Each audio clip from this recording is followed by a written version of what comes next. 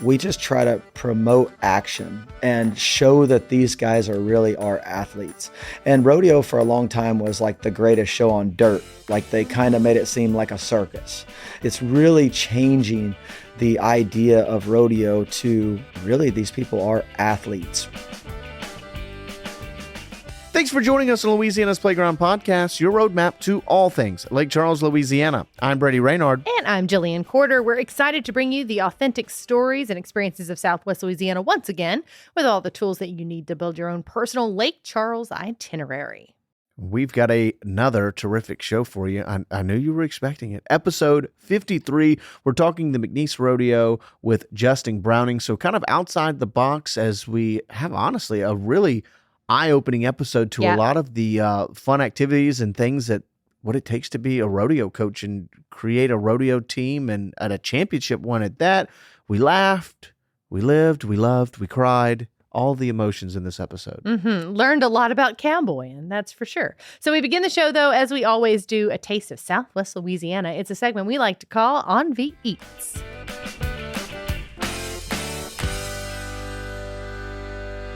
Should we have opened the show with a howdy? Howdy, y'all. Yeah, howdy. Well, howdy. Let's head to Big Daddy Sports Grill for On V Eats. They've been open for about 20 years. The LeBlanc family has really supported local throughout, whether it be McNeese or just the local community around in Lake Charles. And that's really where they've created a mark in Lake Charles. A lot of trial and error went into their menu because they've taken a lot of family recipe, things like Pawpaw's Gumbo that they call it, and they play in the kitchen. So think of it like a passed down legacy of recipes with a twist. Home style for sure. This is the place to go to get all that warm Southern comfort food that, you know, the stuff your mom and daddy used to cook, the stuff your grandparents cooked. Yep. This is the place to go to get that. And it's authentic, it's real, it's homey. It feels good. It warms your soul. And I think something that stands out about their menu is that they're consistent. Yes. You know, whatever you get, it's going to be the same every time you get it because, you know, they've done it for so long. You know what to expect after you've had it. And so that's so key when it comes to the food industry. And their service is always top notch. Their waiters and waitresses, I think typically it's almost always waitresses, but are always on point. And so it's just always a really enjoyable experience to go there, which in their building itself, because they call it the Sports Grill, it is just a bunch of random local sports memorabilia on the walls. There's a ton of classic hats as well that kind of line the top of the walls. I feel like every inch of the wall is covered in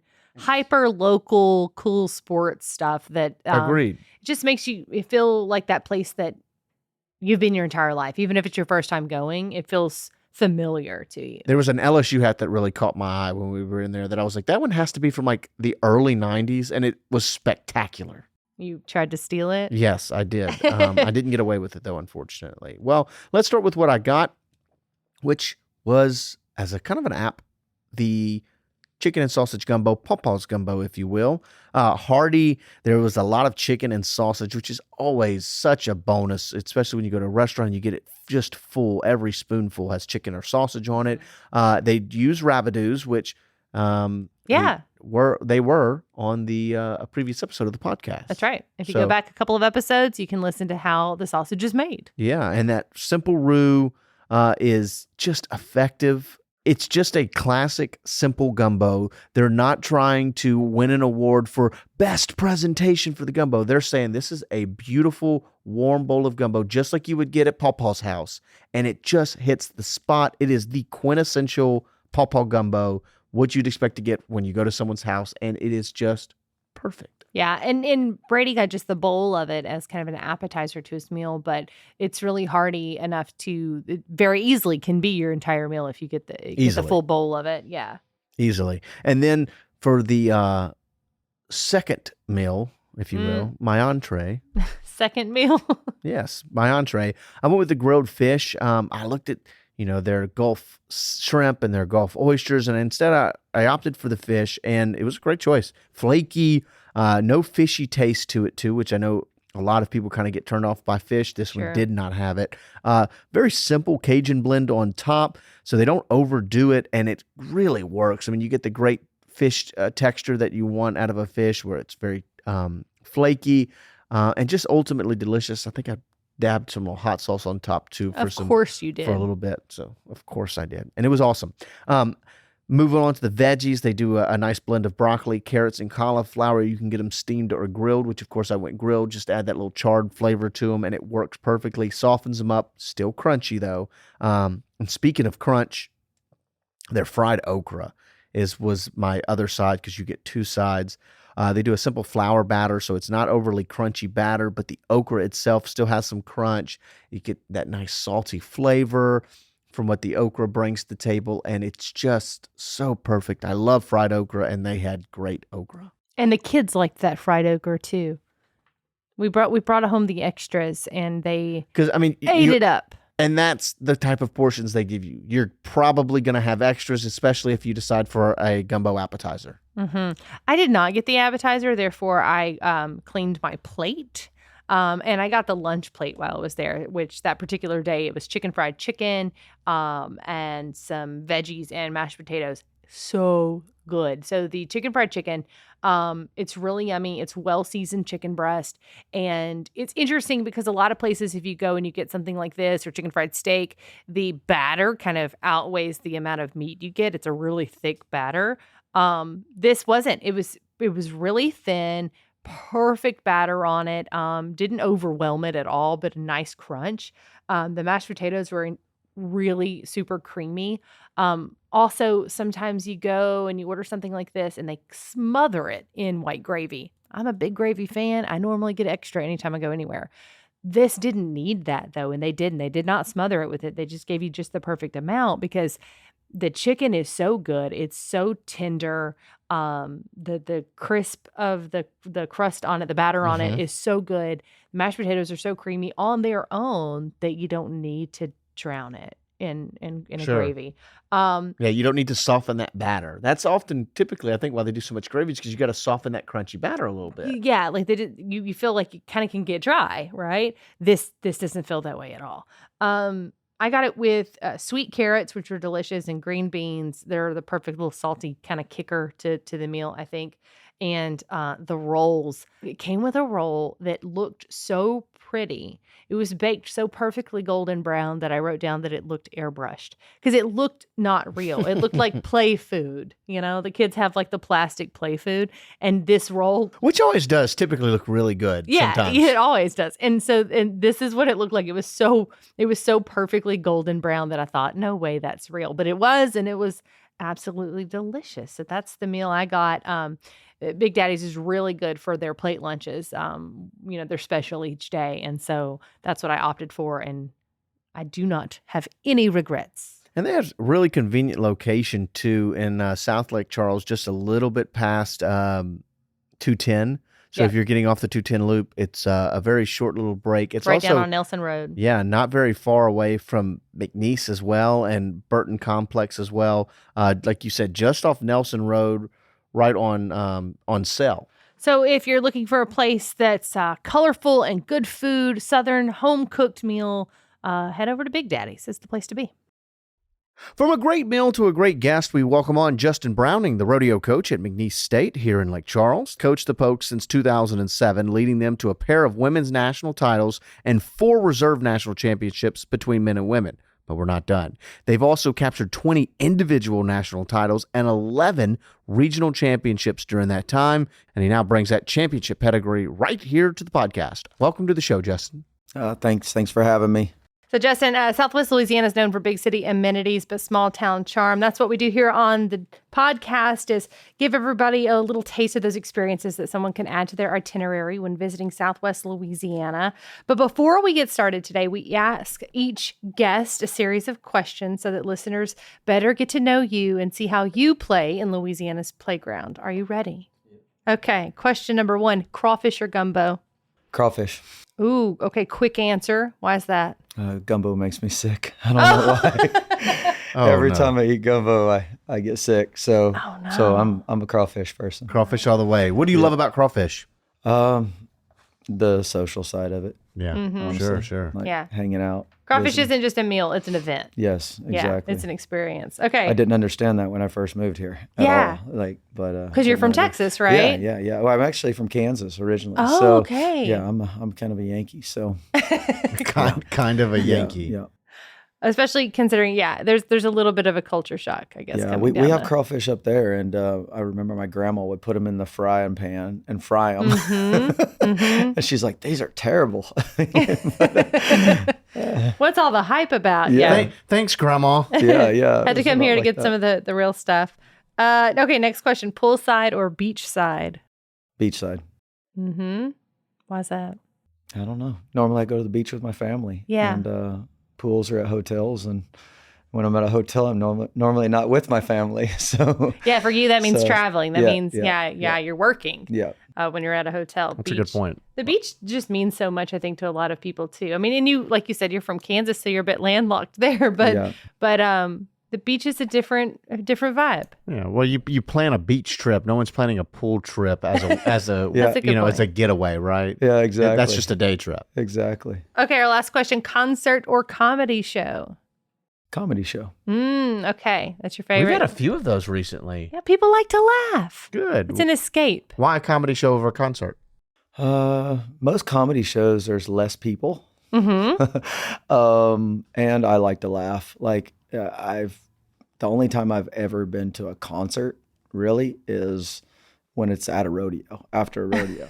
But we've been to a couple comedian shows, at the casino, and when me and my wife lived in Fort Worth, we would go to Laughing Hyenas. That was our date night. We'd go to the comedy that's fun. club. So That's awesome. And how awesome is it to have, the casinos locally, Golden Nugget, L'Auberge, Horseshoe, and then Delta Downs. But I know the Golden Nugget specifically and L'Auberge specifically really try to rotate in, but having like big time national comedy acts come through. Yeah. We've seen several It's such a there that blessing to have that here. it's super fun to go to. And it's a bit of escapism from the real world, for those, hour, 2 hours that you're there. It's the rest of the world doesn't matter kind of thing. Yeah. We went and saw Kevin James a while back, and we wanted to see Rodney Carrington, but I had my son at a soccer tournament in Mississippi, so we were out of town. We wanted to go to the Kevin James show. Yeah. We ended up not didn't being work able to, out. but we really wanted to. So I hope it was awesome. Oh, it was.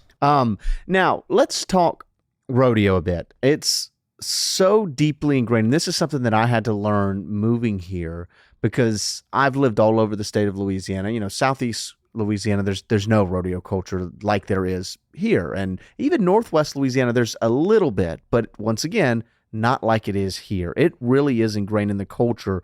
Can you elaborate on how important it is here and then how that kind of helps shape the lives of those that live here? Well, I think, the Southwest District Livestock Show and Rodeo has always been huge. Like everybody goes to it. They go see the animals. They go to the rodeo. And then at one time, I think it was 1978, the high school national finals was held in Sulphur, and the college national finals was held at the Burton Coliseum in 78.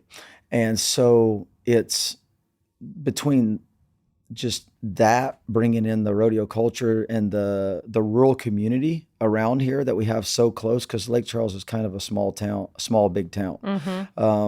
And so it doesn't take long to get into the country here. And a lot of those people come to the rodeo. They support the rodeo, their kids' rodeo. I know Calcasieu Parish probably has the most rodeo athletes between kids and adults and professional out of any parish in the state. And it's just it's a legacy that a lot of, you have the Martins in Sulphur, you have the Trahans in Hackberry, and you have Josie Connor that's winning the world in breakaway roping that's from Iowa. So it's just, I really feel like it's that culture, that deep, long tradition and families, long tradition of families rodeoing. So that for me, that's what makes it strong. You have people like the Gray Ranch out in Vinton, that Emhart Corporation, they they support it. The gentleman, Mr. Kent, he ran that thing for, I don't even know how long. He just retired a couple of years ago, and his son rodeoed. His son rodeoed for McNeese. His son team roped, and so they were always a huge supporter of McNeese Rodeo and the Burton Coliseum and the Lawtons and going into that side of it. Yeah, and you just speaking of some of those, I mean, right now, like in the world, Southwest Louisiana, I know like Shane Hanchy has been, near the top of the rankings and has obviously won it before. I think Zach Youngblood, who I remember covering as a quarterback at Iowa High School, I think he's now a professional in what he does, and he's up there for, was he bull riding, right? He ropes calves as well. Yeah. Yeah, so... and he was one of your guys. Yeah. So Shane wasn't one. I had him signed, and things happened, and he moved off. He met a girl or something. I don't know. But no. Zach, we had Zach, and a lot of them that come here. Ryder Sanford's another one from Sulphur that started. He was a soccer player for Sulphur and come over with one of his buddies when he was in high school, and we started him riding, and now he's making the NFR again. Wow. Like he won the Rookie of the Year last year. We had Casey Martin, Bulldogger, Tristan Martin went to McNeese, Josie Connor right now. Jade Connor, Josie's dad, he's a big influence on calf ropers in the area. Like Zach Youngblood, Shane, all those kids went to him to teach. So Jade's probably taught close to a lot of all the world champions in Louisiana, I would say, that are calf ropers.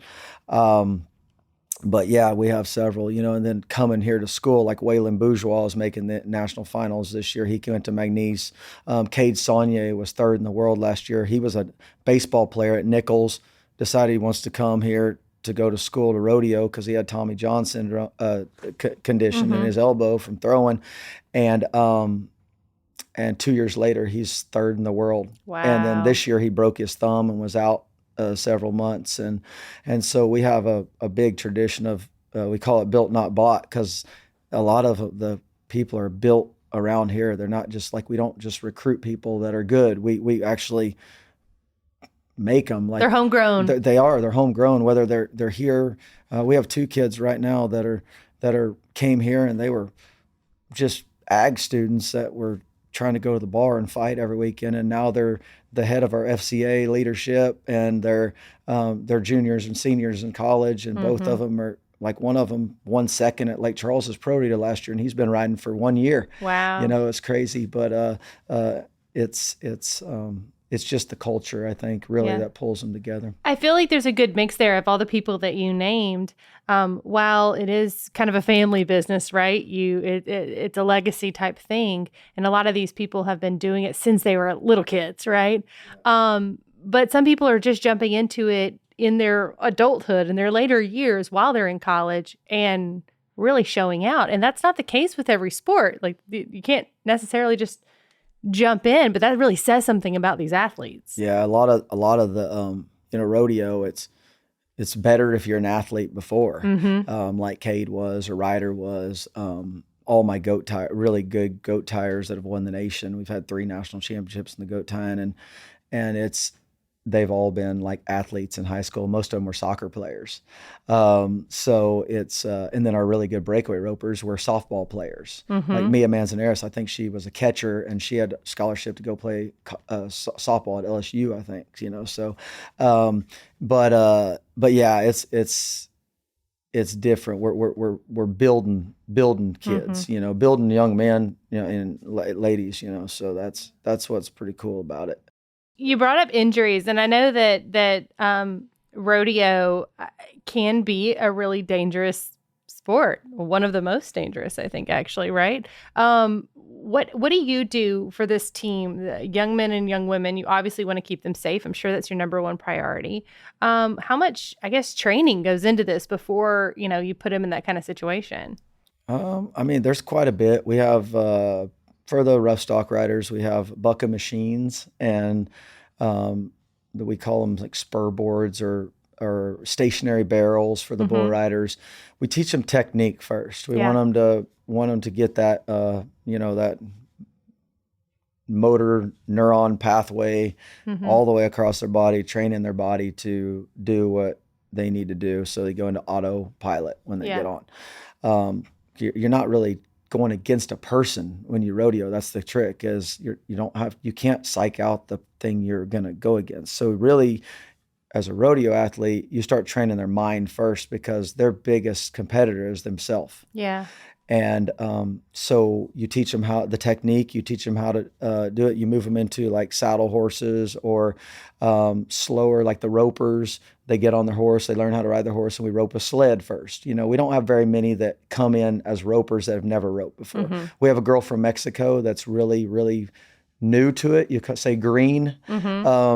And she's developing. She's a sophomore this year, and she's developing, but we rope the dummy a lot. We call it the dummy, or the sled a lot. And you just work on that technique, that stuff you can control. In rodeo, it's not if you're going to get hurt or if you're going to get injured, it's when and how bad, they always said. But we try to prevent that. We keep them in shape. They work out. This morning, I was up at 5 a.m. I had all my goat tires at my house. I have an indoor soccer complex at my house, so I train kids in soccer too. And we did agility and speed work this morning at 5 o'clock this morning. Wow. The goat tires did. And so they're getting off a horse going 30 mile an hour, and you have injuries, ankles, knees, anything, shoulders. And so, I treat them like any other sprint coach would in that matter. So it's, we train them like athletes. We have recovery. We have cold plunges, cold plunge in our weight room. We did do transitions at the Legacy Center where athletics was, and we don't do that anymore, but we do cold plunges right now, and the cryo companies here help them with that, with help with recovery, and we just kind of take care of ourselves though most of the time.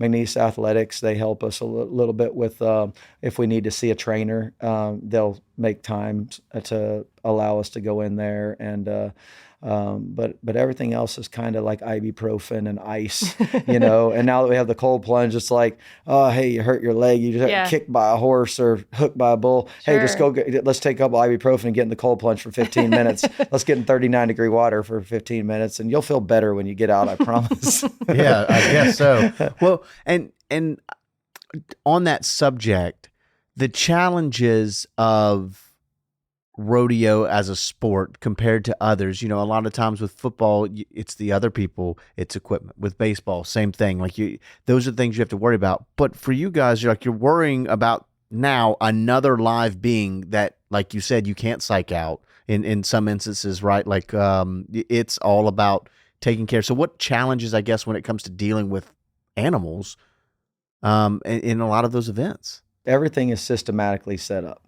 So when you're dealing with a bull, you learn how to get off the bull. You learn when to get off the bull. You have bullfighters there, or me with a bag in front of them, like a Spanish matador.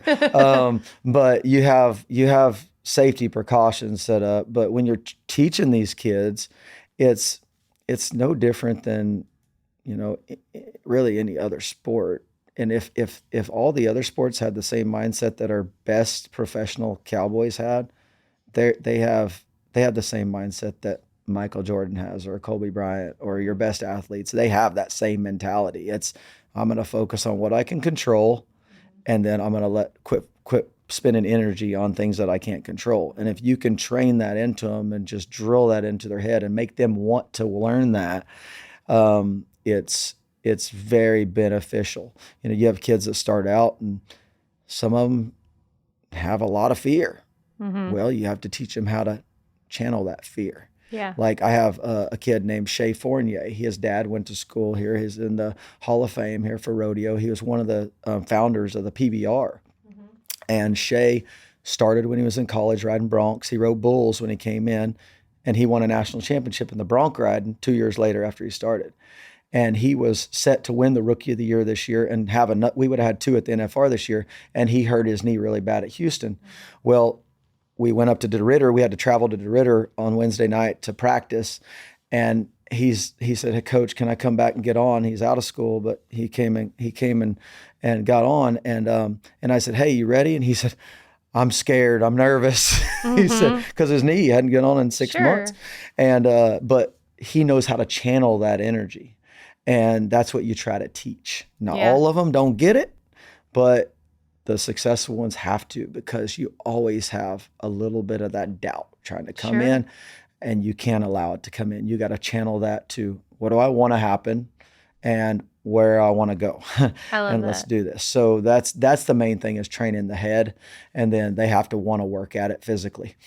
That track record for McNeese Rodeo speaks for itself, right? We talked about the team national championships, the reserve titles, the individual national champions.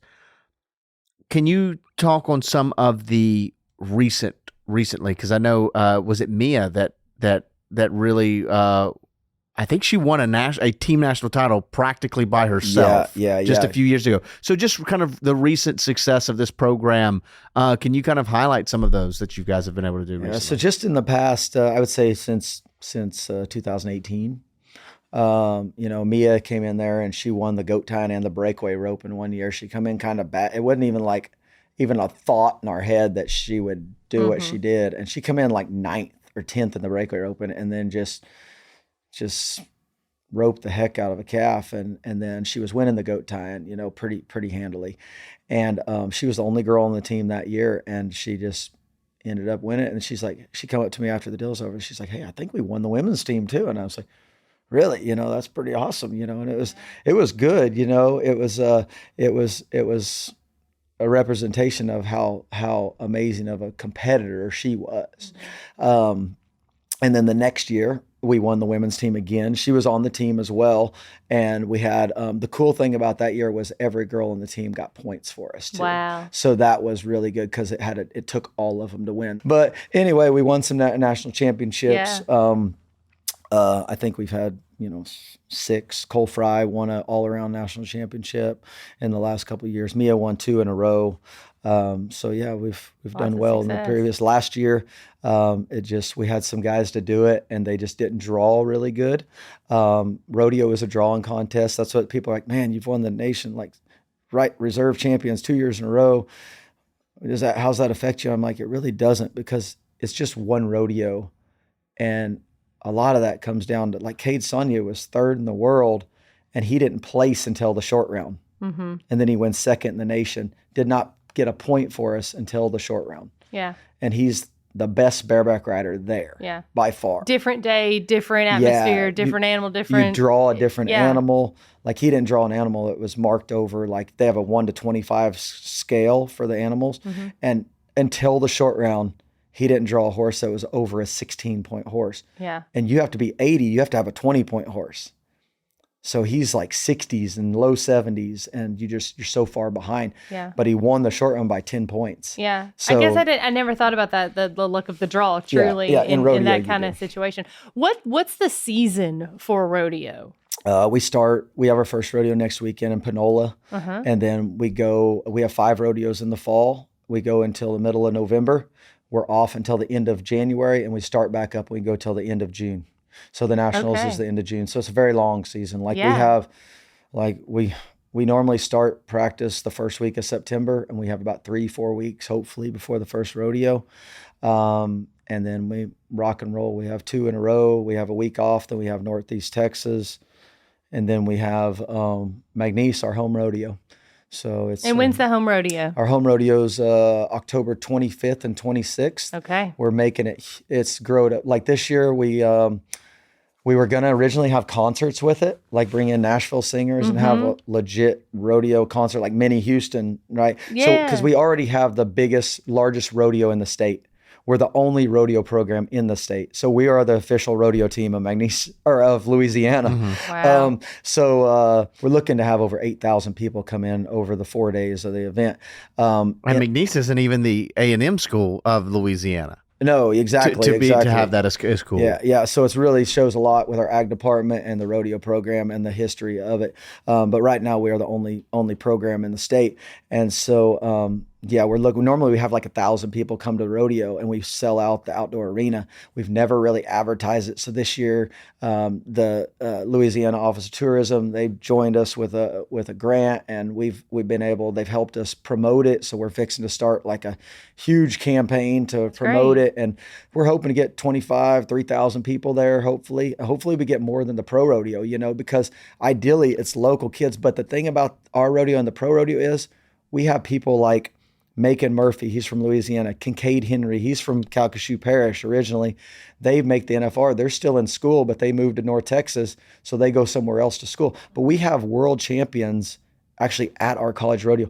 Most of the time at the pro rodeo, our college kids win the pro rodeo. Yeah. So you're going to see all the best action, like a little promo for our rodeo, at our rodeo if you come to it. Yeah. We have the rodeo clowns, we have intros, like everything, that the pro rodeo has. And we're moving it inside the Coliseum too. So for the first time ever. So that'd be great. And I think it's worth to note, you'd kind of mentioned it in context clues, I think. The NFR is the National Finals Rodeo, and that's held every year in, I think, Las Vegas, right? Yes, sir. Yeah. And so that is the Super Bowl of rodeo, the World Series of rodeo.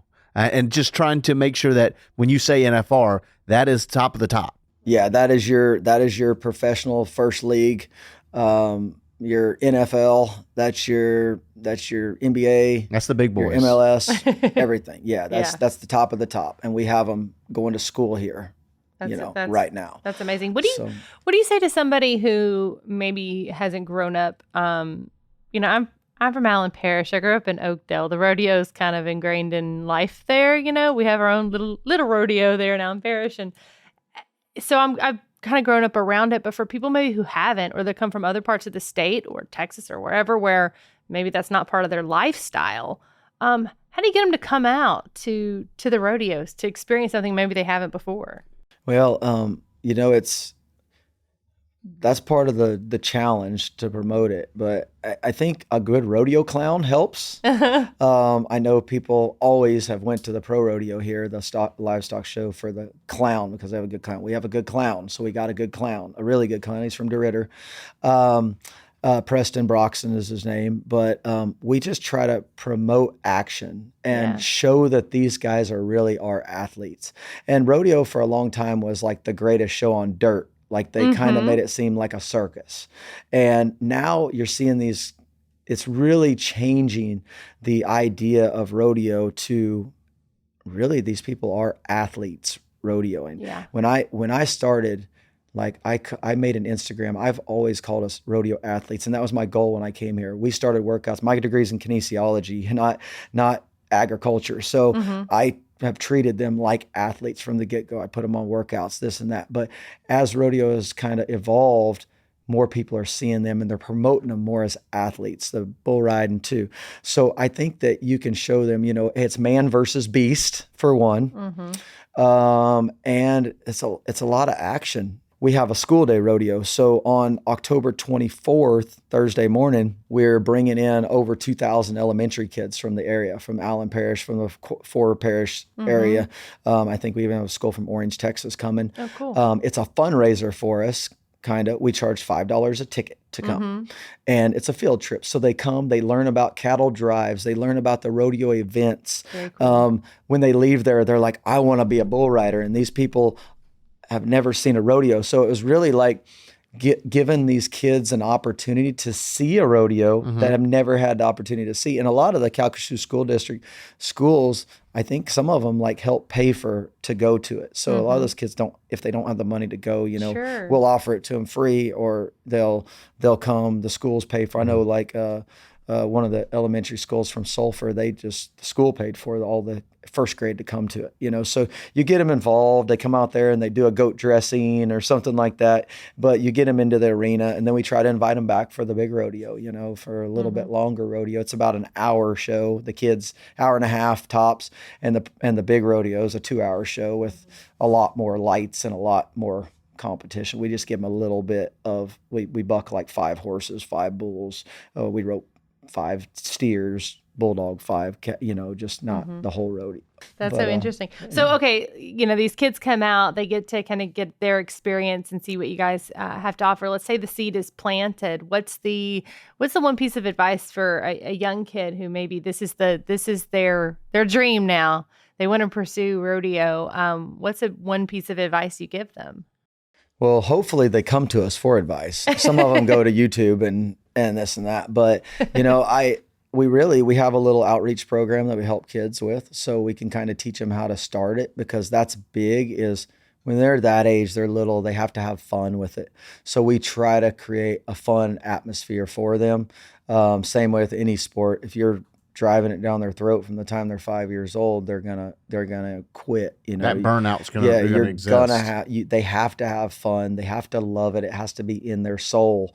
And so that's the big deal. Like, we partnered with the Dirty South Bull Riders this year, and they're having a bull riding. The PBR has actually partnered with us on it too, and that's what it's about. It's about these kids being successful, because right now we're losing bull riders because they get on at 5 years old and they're getting on something that just bucks them off and steps on them and hurts them. And what 5-year-old wants to get stepped on? They want to ride a sheep, right? So that's why we put them on sheep. So we kind of give them stock that is going to help them be successful, help them continue to love the game. We do want them to be successful, because the more successful they are at a young age, the more they're going to love it and want to win, and you get that love behind it. But that's just what we do. We try to be involved. Right. I put the kids involved. It's a good outreach program for them, helping the little goat tires or a kid that calls and wants to ride broncs. That's where we really, really excel in it. Is they don't have to have a horse to ride a saddle bronc. They just need a saddle. And we have saddles that we could just loan them until they want to do it, so it's a lot of up costs. Like a bronc saddle costs like $4,000. Yeah. And a bull rope costs $1,000 now. Bareback rigging lasts like 6 months, and it costs about $900. Wow. So, and they have to pay for all that themselves. Even my college athletes pay for all this themselves. Their horses they ride, the tiny event, they have to have a little money, because the tiny event guys, they ride $50,000 to $60,000 horses. I mean, that's how much they cost. So. Yeah. Talking about the cost of all this for the athletes, it is a lot. And I know that they're looking for help any way you can. You talked about having fundraisers and things like that. What do you guys as a team need? Mainly scholarships and help travel with travel. Most of our fundraisers go to scholarships. Right now we have, when I came here about 2007, I came in 2007, we were given like $4,000 in scholarships. Now we're raising $40,000 in scholarships. Wow. So it's a lot, but it's not enough. Like, our biggest scholarship still doesn't pay for a kid's dorms or living expenses. Our biggest scholarship pays for a kid to go to school, his tuition, really, not even including his books. So we're trying, our goals are to increase that scholarship fund. And then another goal, like we're looking at having a Mardi Gras ball, for a rodeo Mardi Gras ball. We can bring back alumni. We can invite teams from Texas as crews, things like that. We're looking at doing it like around the middle of February, Mardi Gras season. But all the money for that fundraiser, we're going to go to travel. So right now, the kids, we give them, like for this weekend to go to Panola, I give 10 kids $125. Whichever ones have the most points after the rodeo, I give them $125 to go to the rodeo. Their entry fees alone cost $100 per event. Oh. Let alone they can win money back. But they're driving $50,000 trucks, $100,000. Diesel alone to get that rodeo is going to cost $250. Not counting their stalls that cost $50 a night, and their the food that they have to eat at the rodeo and all this stuff, to go represent us, McNeese State University. And we figured it up the other day. If we can raise $60,000 a year, we can pay for every kid's entry fee or part of their fees, and pay for their fuel to go to the rodeos. Wow. And then give the ones like the tiny event people, they have trailers that they stay in. The rough stock people, they don't. They all pack into a minivan. So, hey, we get them a hotel room. We'd need 3 hotel rooms for them. But right now we give them $125. That doesn't even buy a hotel room for a night. So those rough stock riders, like they bring tents or they stay in their vehicles or they crash with me in the hotel room. But most of the time for me to save money to allow to give more, I crash in some of the students, some of their parents drive their trailers or their RVs or something. I'll sleep on their couch to try to save some money for the program. Yeah. So yeah, that's our goal for that side of it, for these fundraisers, but I'd love to be able to buy the kids ropes. A rope costs like $60 and they don't last very long. Like I said, a bareback rigging costs close to $1,000. And if a horse in the buck and shoot flips over, it ruins it. He has to go buy another one. Wow. So we've had that happen at practice and we can't afford to Yeah. help them buy another one. Say, hey, coach, I just bought a brand new rigging. We get it set up and he gets on a horse that decides to throw a fit in there and it rears up and mashes the rigging and the handhold that they have to put their hand in. Sure. Like this morning, I was helping Drew, his saddle's breaking, his bronc saddle. And so before it broke, we were fiberglassing it this morning. We were, that's what we were doing before I came here. I had fiberglass all over me. Oh, no. And not on me. I did have it on me. But we're helping them fix that stuff because we can't afford, or they can't afford to really buy new equipment. So our main goal is to raise that scholarship money, help the kids travel. And then looking at future, like we want to build a training facility for McNeese Rodeo. Mm-hmm. Right now we're at the Burton Coliseum outdoor arena. The Calcasieu Parish and the Burton, they're great. We have a partnership and we're allowed to use it. But sometimes it is a public facility and they rent it out to people. Sure. And so we have to leave, or we don't have to leave our stall area, but we can't practice on those days. Sure. The livestock show comes in, we can't practice. Like the other night, we bucked horses into Ritter. We had to drive to Ritter. Sometimes we have to drive to Lafayette to practice. Sometimes we have to drive to Orange to practice, just different things. So our one of our goals is to build a complex, that's a training facility, have an arena. We have a classroom to watch video. We have our weightlifting room. Mm-hmm. And that's the goal right now. We're in the process of starting a booster club. And their goal is to try to help us grow with all of these things that I'm talking about. Our goal is to have our own weight room to where we can all work out together and build that camaraderie. Sure. And it's something that is theirs. We can have cold plunge, hot pool transitions, have hopefully a trainer, like build it to where I treat them like athletes. A real investment in your athletes and a real investment in the program. Yeah, exactly. So, that's our goal, to grow that. And hopefully my goal is we get donors, we get big corporations that want to come in and put their name on our building and help us with that, Sure. because we are raising really good kids. Like I've been here for 18 years and I can only think of 6 kids that haven't graduated that have started and not finished. Yeah. And Not just good athletes, not just people who perform well on the big stage, but that are good humans. Exactly. And that's the main deal, is because all of them aren't going to win. There's only one winner. But like I said, when I started this, I had kids that came in that were career bar fighters. They go to the bar just to fight. And now they're leaders in our FCA groups. And they're good young men. They're good people that are going to go out into society. And they're already doing it. Like I have like probably 6 different kids on the team that have already started their own businesses. Yeah. Like one of them started a trash cleaning. They go pressure wash trash cans out at Graywood.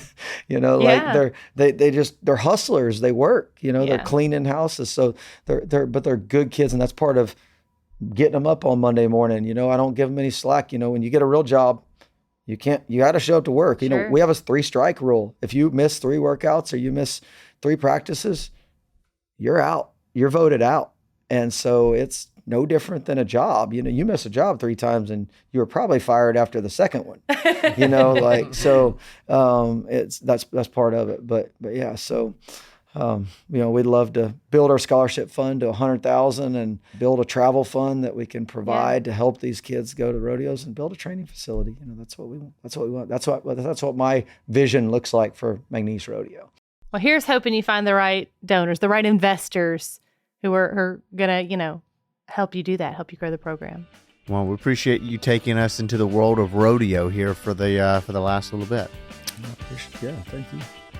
Thanks again to Justin for joining us here on the show, and thank you for taking time out of your day to join us on this here podcast. If you enjoyed it, please follow our podcast, leave us a rating or review, go on YouTube, leave us a comment, or Spotify, they have comments too.